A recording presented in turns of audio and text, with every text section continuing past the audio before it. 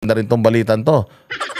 Itong kay Representative Barsaga, yung tatay nito, alam ko yung tatay nito may sapak din eh. Kalaban natin yung tatay nito noon eh. Ito nga yung nagpapanggap nga yung kalbong vlogger ni Bongbong na walang ligo, walang kain, walang toothbrush. Na si Nino Barsaga, sabi na kamag-anak daw niya to. Yung pala, sabi nung iba, hindi naman daw. Popogi nito, kita mo si Nino, mukhang sikong walang lotion eh. Hindi ba?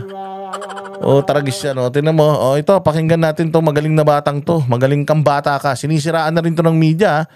Pinapalabas ng media na parang may topak tong batang to. Hanapan nyo kung itong batang to magnanakaw. Kasi bago nyo tingnan yung topak nitong congressman na ito, tingnan nyo muna yung pagnanakaw ng mga putang ina mga congressman nyo. Sinasabi nyo na parang may sayad daw ito, malikot, bata pa kasi, ano magagawa nito? Meow-meow ng meow-meow kasi mahilig sa pusa pala to. Mahilig sa pusa ito, walang hiya. Ang advokasya niya, hindi, medyo natatawa rin naman talaga ako doon. Ang advokasya niya, lahat ng mga galang aso at pusa ay bigyan ng tahanan, anak ng tokwa. Yung mga aso at pusa, mas matino pa kaysa sa mga buhaya dyan sa Congress. Dapat yung naging advokasya mo na lahat ng mga buhaya dyan katayin. Pero itong batang to, promising magaling mang-urat ito. Nakikita natin yung mga comment nito, ang tapang nito, bata pa, pero harap-harapan, binabarubal niya si Romualdez pakinggan natin yung tanong ng mga mainstream media. Ganito kabobo mainstream media. Itong mga nagsipagtanda, itong mga mainstream media na to, ang tatanda na Tanginan, tatandaan nyo na, may mga hawak pa kayong mga mic, wala kayong mga pinagkatanda, mga hayop kayo. Kasi nakita nyo yung ginawa ng Rappler kay Robin. Para lang makapanira, sasabihin mo na ma-accuse si Robin. Gago ka ba? Ang tagal-tagal ng, hindi ko maintindihan bakit itong mga mainstream media na to, putang inan itong mga to. Kaya, wala na tayong katiwa-tiwala sa mga hayop na ito. Yan, pakarami ng mic na yan. Lahat yan, ang mga interview niyan, gagawan nila ng mga kabulastugan yung mga sagot niya dyan. Pusta. Kita mo itong dalawang lalaki na to. Ang tatanda na, Hindi ba? Ang mga lolo na. Nandiyan pa rin kayo, tapos puros kabulastugan lang mga binabalita nyo. Tingnan yung mga tanong nila dito, mga bossing. Well, I believe that if anyone should be investigated, the first person to be investigated is House Speaker Martin Romualdez. Why, sir? Why? Bakit po? Because he's now Speaker. Di ba? Utang ina mo. Sinampal ka ngayong hayop ka. Why? Bakit siya imbestigan? Siya yung House Speaker, tanga. Utang ina ka. Kung siya yung may-ari ng bahay, pag may sira yung bubong, lalapit ka doon sa may-ari ng bahay. Ang may-ari ng bahay ang ayos. Kumbaga, lahat ng kaganapan dito sa loob ng bahay na to, dapat alam noong ama ng tahanan, Buopols. Ano ba tinatanong? So kung halimbawa, itong anak niya na isa ay magnanakaw, di ba kanino natin sinusumbong? Halimbawa, nahulihan mo yung yung anak mo, nagnakaw na naman. Di ba? Dapat may reaction siya, may gagawin siya, papaluin niya. Di ba? Ganun ang gagawin ng matinong tatay. Pero ito si Martin Romualdez, may ginagawa ba? Wala. Hindi nga umatin sa mga pagdinig yan. Di mo nga nakikita na dyan kung talaga importante yung flood control project niya, sana nandiyan siya, nakikinig siya, nagtatanong sana siya. Pero wala di ba? Kung kabugaguhan bobo tong mga media na to magtanong. Dapat dito ang sisihin si Francis. Bakit? Because siya ang speaker Can you elaborate? And do you think meron ba kayo personal knowledge about his involvement in any of the anomalous projects or any of the projects? Putang ina, kailangan pa may personal knowledge ka. Tanginan yan. Sinasabi na nga nila Magalong. Sinasabi na nga na involved sila. Sinabi na ni Inday Sara. May mga prueba pa si Inday Sara ang pinakita. Tapos ngayon, tinatanong nyo itong bata kung meron siyang prueba. Putang ina yan. Bakit hindi nyo i-highlight yung mga interview ni Inday? Hindi nyo i-highlight yung mga ebidensya ni Inday? Mga gago. Ipapahamak nyo pa yung bata, mas matalino sa inyo. Tinan nyo, sinasabi nyo may toyo ito, pero kita nyo, ginagawa kayo ng mga tanga sa mga tanong ninyo. O, nakakahiya kayo. Tanda-tandaan nyo na, kabata-bata nito. Meow-meow ng meow-meow, pero hindi kayo nakakuha ng sagot na makakapagpahamak sa kanya. I have some personal knowledge. Can you elaborate, sir? I will not be elaborating that yet.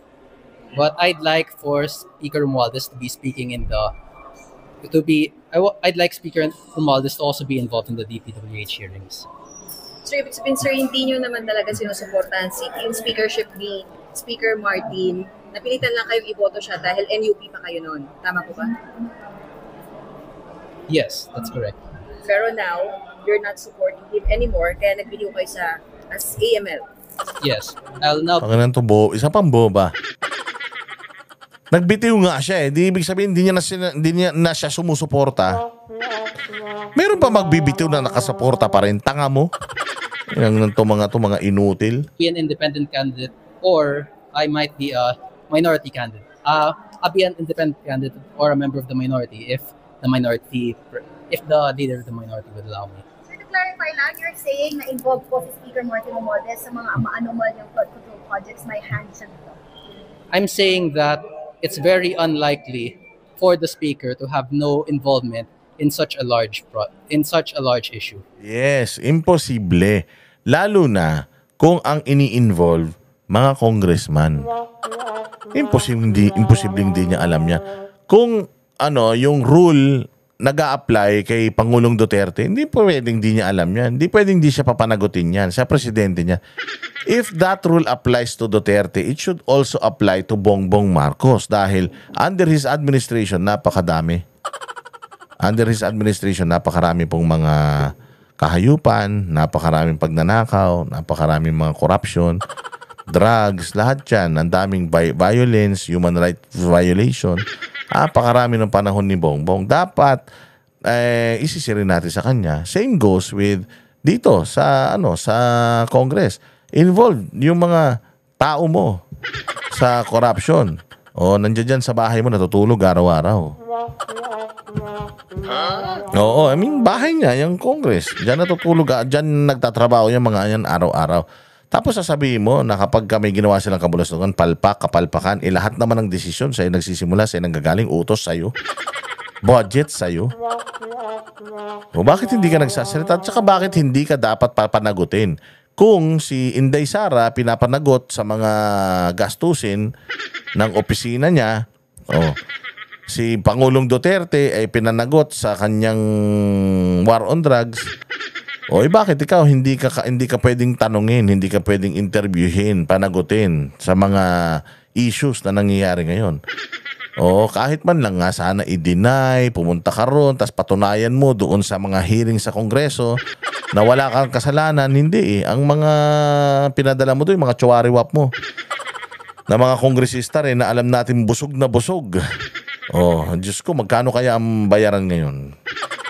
Diyan sa hearing. Noon noon kasi may bali-balita May sinabi si Greco Bellica noon na yung Quadcom parang 10 million per hearing. Bawat isang congressman. Imagine mo ilan yung congressman doon. Basta umattend ka, magtanong ka, diin mo mga Duterte, 10 million isang hearing. So kung sa 10 hearing, alam ko lumagpas ng 10, 15 hearing yata yun, sa 10 hearing na, hindi 150 million na yan. Hindi ba? Walang hiya na yan, Diyos ko po. Ganun ka, kaya tas hindi natin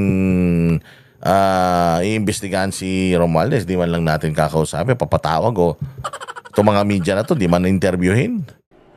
Sir, you're talking about the alleged insertions or yung mga kickback, alleged commissions? I mean, everything's under the speaker. Yeah, see? Everything is under the speaker. The speaker is the head. Siya yung maglalagay ng mga tao sa mga committee na yan. Kapangyarihan niya yan. Power of the purse. Siya ang magdidesisyon kung kanino mapupunta itong mga to. Yung mga yan, galamay lang niya yan, pero siya talaga ang pinuno. Kumbaga sa octopus, di ba? Yung utak, yun ang pinuno. Tapos yung tentacle niya, kayang octopus, 8 yan. Yun yung mga bataan niya na gumagawa ng mga bagay para sa kanya. Kasi siya ang utak di ba? Oh, kaya tama nga naman itong batang ito. Siya ang pinuno. May akusasyon sa kanyang opisina. O bakit hindi niya sagutin at saka bakit hindi siya gumawa ng paraan on his own para mapatunayan wala siyang kasalanan. Paano niyo nasabi, sir? Ano yung nalalaman niyo pwede i-share? Well, nothing yet. Pero kung may You gusto have kayo, evidence, sir, that na involvement was a speaker? You have evidence? You have proof? Would me possessing evidence make a difference? If the speaker were to have evidence presented against him in the DPWH hearing, would anything happen to him or Ayun, napakaganda nung tanong. Bobbles talaga tong media. Ulitin natin maganda tong tanong eh. WH hearing, would anything happen to him or to have evidence presented against him in would me well, nothing yet. pero kung may You gusto have kayo, evidence, sir, that na involvement was a speaker? You have evidence? You have proof? Would Do you have evidence? Do you have proof na itong si Romualdez daw ay involved? Si Inday Sara merong evidence. She's been shouting and telling everyone how corrupt Zaldico and itong si Romualdez. Na ano ba? Nakasuhan ba? Napatanggal ba? Hindi ba naging Speaker of the House pa nga ngayon? Lumulutang din yung pangalan niya ngayon. O anong ginagawa ng Kongreso? Tinanggal ba siya? Natanggal ba siya? Di ba? Hindi naman. Anong ebidensya sinasabi mo? Kahit anong ebidensya ipakita mo, pabubulaan na lang mga hayop na yan eh. O, di ba? Magpaliwanag na lang sila. Yun yung sinasabi nito. Engot din itong mga media na to eh. Hindi nyo pinipick up yung mga iskandalong pinagsasabi ni Inday Sara eh. Tapos magtatanong kayo ng ebidensya. Si Inday Sara may ebidensya. Saka hindi nyo pa ba nakikita? Tanga-tangahan na naman kayo mga media. Hindi nyo mga bulag na naman kayo. me possessing evidence make a difference? If the speaker were to have evidence presented against him in the DPWH hearing, would anything happen to him or would he still walk away free with a warning? pero sir, kung may gusto kayong suportahan sa pagka-speaker ngayon, since tumiwalag na kayo sa NUP, sino na yung gusto niyo maging speaker? No one comes to mind yet. Pero kung pwede ang neophyte, Kiko Bersaga. Joke lang. I have no interest in being speakers. Masyadong busy yung schedule nun. Medyo mabigat ang medyo itong batang to matalas ang dila nito kaya abangan natin itong mga malulupit na mga na mga patotsyada nitong batang to Kami ang boses ng masa, hindi natatakot. Katotohanan lang, di kami nalulunod. Walang bahid ng sismis, lahat ay totoo. Kahit sino ka pa, pag mali ka babanatan ka. Walang pinipiling kulay, wala kaming kinikilingan. Basta para sa bayan, kami lalaban. Pagtama palakpakan, pag mali banatan. Di matitinag, di matatakot, para sa bayan tuloy ang sigaw. Sa harap ng kamera, walang halong takot. Mga baluktot, lahat kayo'y tutumba. Ang hustisya at totoo, yun lang ang mahalaga. Kahit sinong harang, di kami matitinag. Walang pinipiling kulay, wala kaming kinikilingan. Basta para sa bayan, kami lalaban. Pagtama palakpakan,